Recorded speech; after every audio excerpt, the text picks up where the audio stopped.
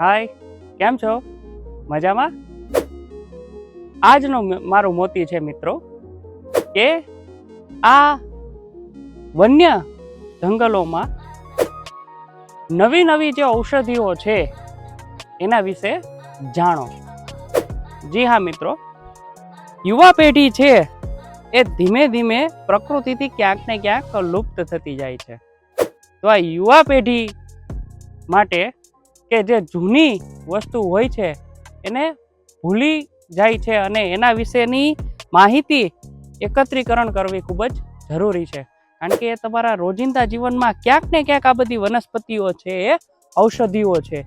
તો આ બધી ઔષધિઓને ઓળખો, જાણો, માહિતી લ્યો અને સાથે સાથે બીજા લોકોને પણ માહિતગાર કરો.